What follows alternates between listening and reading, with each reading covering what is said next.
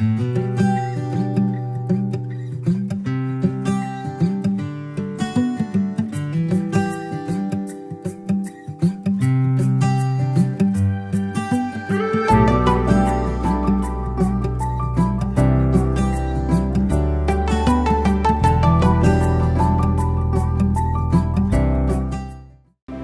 பேர் ஒரு ஜர்னி எம்மாவூருக்கு போயிட்டு இருக்கிறாங்க.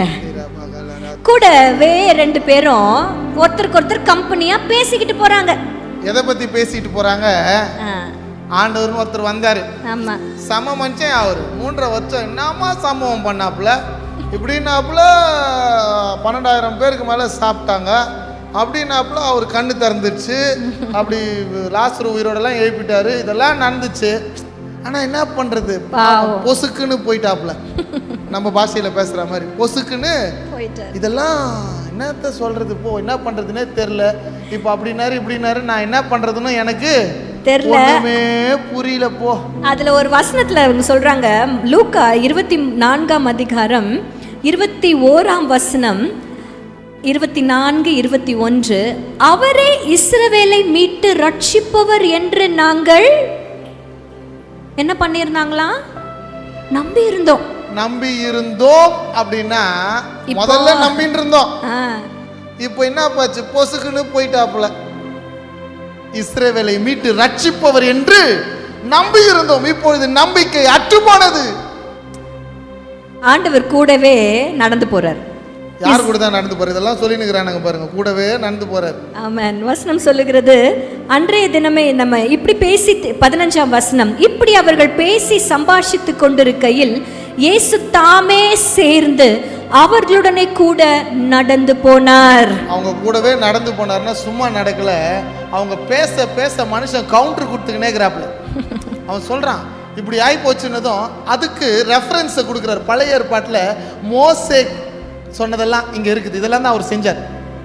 அடுத்தது திரும்பி நியாயப்பிரமாணத்தில் சொல்லப்பட்டதுல நிறைவேறதுல தான் இயேசு வந்தாருன்னு யார் சொல்றாரு, இயேசுவே அவரை குறித்து இவர்களுக்கு சொல்றார். ஆமென். கூட வருகிறவரை நம்ம அநேக நேரம் கவனிக்கிறது இல்ல. Remember, God is always walking with you. God is always coming with you. தேவன் நம்மோடு கூட எப்பவுமே நடக்கிறாரு, எப்பவுமே கூட இருக்கிறார். நீங்க என் கூட இருக்கிறீங்க ஆண்டவரே, சொல்லுங்க பார்க்கலாம். நீங்க என் கூட இருக்கிறீங்க ஆண்டவரே, நீங்க என் கூட இருக்கீங்க, நீங்க என் கூடவே இருக்கிறீங்க ஆண்டவரே. என் ஜர்னில நீங்க, என்னுடைய பிரயாணத்துல நீங்க என் கூட இருக்கீங்க. இஸ்ரவேல் ஜனங்க இந்த பிரயாணப்பட்டு போகும் பொழுது இயேசுவானவர் கர்த்தர் அவர்களோடு கூட இருப்பதை மறந்து போனதுனால தான் நம்பிக்கையற்ற நிலைமையில அநேக நேரம் முறுமுறுத்தார்கள் என்று வசனம் சொல்லுகிறது. முறுமுறுத்தவன் எல்லாம் செத்தே போனாயா, புலம்புனவன் எல்லாம் அவுட்டு. முறுமுறுப்பு வேணாம், புலம்பல் வேணாம், அவர் என்னோடு கூட இருக்கிறார். ஆமென். நான் விசேஷித்தவன், எதனால அவர் என் கூட இருக்கிறதுனால. போற இடத்துல கனமும் மரியாதையும் உனக்கு கிடைக்கிறது நீ யார் என்பதனால இல்ல, உயிருள்ள தெய்வம் கூட இருக்கிறதுனால தான் அந்த கனமும் மரியாதையும் அபிஷேகமும். ஹல்லேலூயா, ஹல்லேலூயா. தாகம் புலம்புனாங்க, கரெக்டா?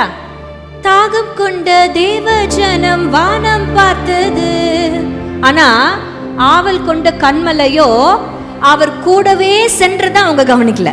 கூட இருக்கிறத பார்க்கல, இது பார்க்குது, வானத்தை பார்க்குது, ஐயோன்னு பார்க்குது. சாமி பக்கத்தில் நிற்கிறாரியா. சில நேரத்தில் நீ ஜெபம் பண்ணும்போது, ஜெஸ்ஸி உனக்காக நான் வந்துக்கிறேன்னு தான் அந்த நேரத்தில் என்ன சொல்லுவான், சே அப்பளை இப்போ சாத்தன ஏதோ ஒன்று தொடுத்து, ஏசப்பா ஏசப்பா ஆண்டவர் உன் கூட பேசுறாருப்பா.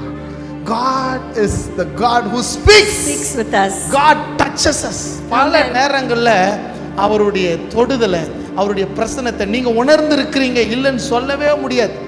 எத்தனையோ தருணங்கள் இயேசு உங்களை சந்தித்திருக்கிறார். உன் போராட்டத்தின் மத்தியில, உன் கூக்குரலின் மத்தியில நீ நினைக்கிற யாரோ வந்து உன்னை காப்பாத்தின இல்லையா, அவனை அனுப்புனதே தெய்வம் தான். Hallelujah. God says even Satan will work for God. ஆமென். சாத்தான வேலை செய்வான். Yes. வசனம் அப்படியே அர்த்தத்துல, வாழ்க்கையிலே கசப்புகள் கலந்திட்டாலும், கசப்பு கசப்பு கசப்புன்னாங்க தண்ணி, ஆனா கூடவே ஒரு மரம் வர்றத, பாசமுள்ள ஒரு மரம். சிலுவையை, ஏன் சிலுவையை நீ சுமந்து கொன்றார், அதான் அந்த மரம் உன் கூடவே வருது, கூடவே இருக்குதியா.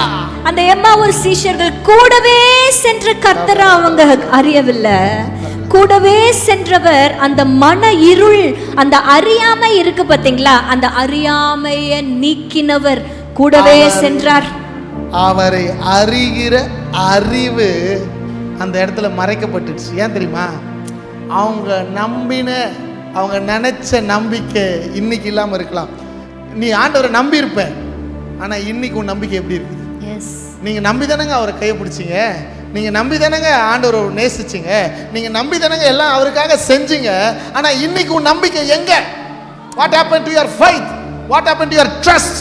What happen to your love of Christ? அவர் மேல அன்பு இருந்துச்சுன்னா அவரை எதுக்காகவும் விட்டு கொடுக்க மாட்டீங்க. என்ன சூழ்நிலை அவருக்காக எதையும் செய்வீங்க. நான் பார்த்தேன், அந்த கர்த்தருக்கு பயப்படுகிற பயம் எப்படி வருமா தெரியுமா? ஐயோ, அவர் பயங்கரமானவர், அவர் நம்மளை வந்து அடிச்சுடுவார், பிடிச்சி ஒரு கண்ணை குத்திடுவார். அவர் மீது அந்த அன்பு இருந்துச்சுன்னா, அந்த நேசம், அந்த ஏக்கம் இருந்துச்சுன்னு வச்சுக்க, எதை வேணாலும் நீங்க செய்வீங்க. அதை தெளிவுபடுத்த தான் இன்னைக்கு வந்திருக்கிறார், the love of Christ. ஆமென். இந்த மன இருள அவர் யார் என்பதை குறித்ததான அறிகிற அறிவை கர்த்தர் மீண்டுமாய் புதுப்பிக்கிறார். உங்களுக்கு ரெனியூ பண்றார், உயிர்ப்பிக்கிறார். புதுப்பிக்கிறார்னு சொல்றதை காட்டிலும் உயிர்ப்பிக்கிறார்னு சொல்லலாம். ஏசப்பா உயிரோடு எழுந்தது உங்களுக்கு தெரியுமா தெரியாதா? தெரியும். எப்பத்துல இருந்து தெரியும்? மினேக்கா சொல்ல, எப்போ உனக்கு தெரியும் மினேக்கா ஏசப்பா உயிரோடு வந்துட்டாருன்ட்டு? சண்டே கிளாஸ் 13 வயசு 12 வயசுல புது ட்ரெஸ் வாங்கி கொடுத்து சர்ச்சுக்கு கூட்டிட்டு வரும்போது மினேக்காக்கு தெரிய ஆரம்பிச்சது. அப்பவே நமக்கு கர்த்தர் அந்த நம்பிக்கையை கொடுத்துட்டாரு. அன்றைக்கு பெற்றுக்கொண்ட நம்பிக்கையை இன்னைக்கு வரைக்கும் நம்மளால வைக்க முடியலையே. அவ நம்பிக்கைகள் நிறைய வருதே, அவிசுவாசங்கள் நிறைய இருக்கிறதே. அப்போ ஆண்டவர் என்ன பண்றாரு தெரியுமா? ஏற்கனவே நம்பி இருந்த ஒரு விஷயத்தை மீண்டுமாய் கர்த்தர் நீ நம்பும்படியாக அவைகளை புதுப்பித்து இந்த வார்த்தைகள் மூலமாய் வெளிப்படுத்துறார். God is going to renew your faith. God is going to rebuild your faith. God is going to restore your trust on him. ஆமென். சத்தமா சொல்லுங்களேன். நான் நம்புறேன் ஆண்டவரே, நான் நம்புறேன் ஆண்டவரே. கரங்களை தட்டி நல்லா நான் நம்புறேன். விசுவாசத்தை அறிக்கையிடுங்க. நான் நம்புறேன். கரங்களை இன்னும் பலமாய் தட்டி நான் நம்புறேன். இயேசுவே நான் நம்புகிறேன். என்னுடைய அறியாமை என்னும் இருள், அறியாமை என்னும் போராட்டம், அறியாமை என்னும் எல்லா இருளின் அதிகாரங்கள் இயேசுவின் நாமத்தில் என் குடும்பத்தை விட்டு, என்னை விட்டு, என் சபையை விட்டு நீங்குவதாக. சத்தமா ஒரு ஆமென். ஆமென். அன்பான தேவன் என்னோடு வருவார், அது போதும் என் வாழ்விலே. என்றைக்கு உங்கள் ஏற்கனவே நீங்கள் நம்பியிருந்த நம்பிக்கையை இன்றைக்கு இழந்து போயிருப்பீங்கன்னா கர்த்தர் அதை மீண்டுமாய் புதுப்பிக்கும்படியாக அவர் கூடவே இருக்கிறார். ஆனா எப்படி தெரியுமா வருவாரு? உன் கூட வரணும்னு அவருக்கு ஆசை. அவர் வந்து கூடவே வந்துட்டு அப்படி பாவலை பண்ணுவார். இப்போ சர்ச்சுக்கு வந்துக்கிறார் மாட்டோம். சத்தமா அம்மா ஆமேன்னு சொல்லுங்க. சர்ச்சில் வந்திருக்கிறாரா? தேவ பிரசனத்தை இப்போ உணர்றீங்களா? என்ன தெரியுமா பண்ணுவாரு? கூடவே வர மாதிரி எங்களை பேச வச்சுட்டாரு. மீண்டுமாய் அதை புதுப்பிக்கும்படியாக எல்லாத்தையும் எடுத்து காட்டிட்டாரு. இப்போ அப்புறம் போகிறவர் போல ஒரு ஆக்ட் பண்ணுவார்.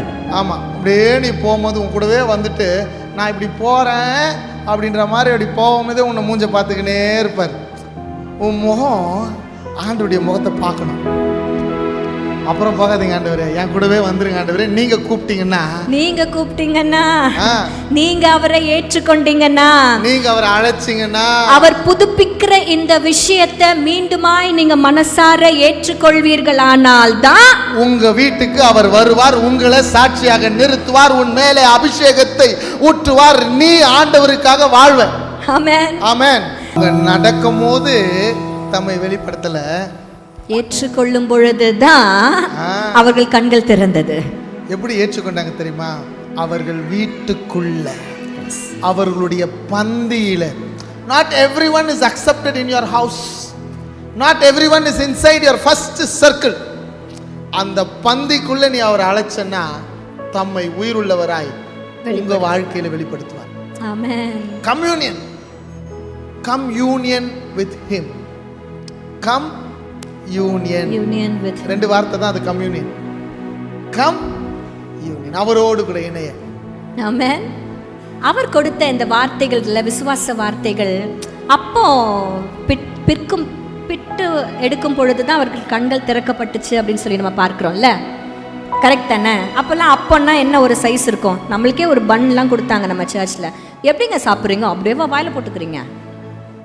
அவர் பிட்டு கொடுத்ததுல இன்னும் கொஞ்சம் அப்படி பிச்சு சின்னதாக நம்ம வாய். எப்போவுமே நம்மளுக்கு ஒரு சாப்பாடு கொடுத்தா we don't take it as a whole except panipuri. அதுதான் கஷ்டப்பட்டு வாய்க்குள்ள நுழைச்சி ஒரேடியாக அப்படியே மூச்சு முட்டிக்கோ, கண்ணெல்லாம் வெளியில் வந்துடும், ஆனாலும் சாப்பிடணுன்ட்டு. ஆனால் நம்மளுடைய மேஜராக இருக்கிற எல்லா சாப்பாட்டையும் நம்ம கையில் வைக்கும் பொழுது we always take a little or you break it. ஒரு பிரெட்டுனா அதை பிச்சு, சப்பாத்தினா அதை பிச்சு, இட்லினா அதை பிச்சு.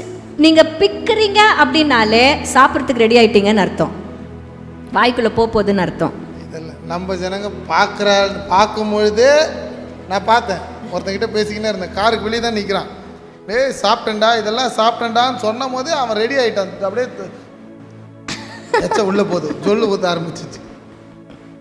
சில பேர் பார்க்கும் போதே ரெடி ஆயிடுறாங்க, ஆனால் பிக்கும் போதே நம்ம என்ன ஆயிடுறோம்? சாப்பிட்றதுக்கு you are ready to eat. அப்போ அவர்கள் அப்பத்தை பிக்கும் பொழுது ஆண்டவருக்கு தெரியும் இவங்க சாப்பிட ஆயத்தமாயிட்டாங்க. they are ready to accept the word that I have given to them. so I will be revealed to them என்று சொல்லி அவர்கள் கண்கள் திறக்கப்பட்டது அந்த சூழ்நிலையில தான். amen. when you are ready to accept Christ and his words of faith, yes, நிச்சயமாகவே உங்கள் கண்களை கர்த்தர் திறப்பார். இந்த வார்த்தை உங்க கண்களை திறக்கும். ஆமென் சொல்லுங்களேன். ஆமென். கடைசியாக ஒரு மனுஷனிடத்துல உண்மையிலேயே அவரிடத்துல திரும்பியும் ஆண்டவர் போறதுக்கே அவன்கிட்ட தகுதி கிடையாது. புரியுதா? ஒருத்தர் நாங்கள் என்ன சொல்கிறது, யூஸ்வலாக யாராவது ஒருத்தர் தப்பு பண்ணிட்டாங்கன்னா அவங்கள மன்னிக்கிறது ஒரு பக்கம், அவங்க கிட்ட போகிறதே sometimes we don't consider it as worthy. மறுதளிச்சிட்டான், ஏசப்பா யாருன்னே எனக்கு தெரியவே தெரியாது என்று சொல்லியாச்சு.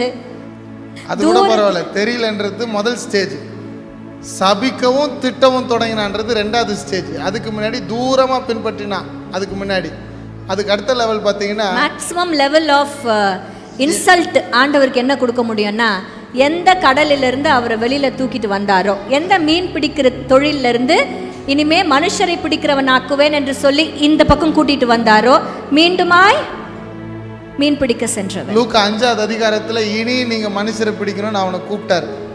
கடல்ல இருந்தவனை கரைக்கு கூப்பிட்டார். யோவான் 21வது அதிகாரத்தில் கரையில் இருக்கிறவன் போயாச்சு, கரையில் நமக்கு வேலை இல்லை, வாங்க கடலுக்கு போகலாம் அப்படின்ட்டு 7 பேரை கூப்பிட்டுக்கினான். இவன் மட்டும் போல. இவனை கூப்பிடும் போது சாமி இவனை மட்டும் தான் கூப்பிட்டாரு. ஆனால் திரும்பி போகும்போது தலைவன் எத்தனை பேரை கூப்பிட்றான் தெரியுமா? 7 பேரை. தங்கத்தலைவன் கரையில் நில்றா, மனுஷனை போடுறா அப்படின்னு அன்பா சொன்னார். ஆண்டவர் அவனிடத்துல வந்ததே பெரிய விஷயம். வந்து என்ன தெரியுமா அங்கே கேட்டாரு, என்ன ஏசப்பா அப்படி பண்ணுறீங்களா? அவன் எவ்வளோ மோசமானவன், நம்ம போய் போட்டு கொடுப்போம். எப்போவுமே இதுதான் நம்மளுக்கு நல்லா வரும், இன்னொருத்தரை பற்றி போட்டு கொடுக்கறது நம்மளுக்கு நல்லாவே வரும். அவன் நல்லவன் இல்லை, அவன்கிட்ட போய் போகிறீங்க, அவன் என்ன பண்ணான்னு தெரியுமா உங்களுக்கு? சொல்லியிருக்கலாம்ல. ஆனால் ஆண்டவர் வாடுறாராம். ஏன் தெரியுமா? பேதுரு இழந்ததுனால. அவனுக்காக அவன் காட்டி கொடுக்க போறான்றத சேவல் கூவதற்கு முன்னே நீ என்னை 3 முறை மறுதளிப்பாயின்னு சொல்லும் போது என்ன தெரியுமா சொன்னார்? நான் உனக்காக ஜெபிக்கிறேன், வேண்டுதல் செய்கிறேன்னு சொல்லிட்டேன். அவனுக்காக ஜெபம் பண்ணிக்க. அவருக்கு தெரியும்யா, ஆனாலும் he loves us so much. ஆமென். அவர் மீண்டும் உயிர்ப்பிக்கணுன்ற ஒரு எண்ணம் அவருக்குள்ள இருக்கிறது. இவங்க எல்லாருடைய லைஃப்லையுமே நீங்கள் பார்த்தீங்கன்னா, when God யாருக்கு தெரியுமா தம்மை வெளிப்படுத்தினார்? யார் சாட்சியா நிற்பாங்க அப்படின்னு நினைச்சாரு அவங்களுக்கு தான் வெளிப்படுத்தினார். யார் மூலமா தேவ திட்டம் செயல்படணும்னு இருந்துச்சு அவங்க மூலமா தான் வெளிப்படுத்தினார். whoever it is, God is giving them the second chance, that is for sure. ஆமென். மறு வாய்ப்பை கர்த்தர் கொடுத்தார். பேதுருவுக்கு இன்னொரு வாய்ப்பு கொடுத்தார். இந்த வாய்ப்பு என்ன தெரியுமா? பகிரங்கமான வாய்ப்பு. ஹல்லேலூயா.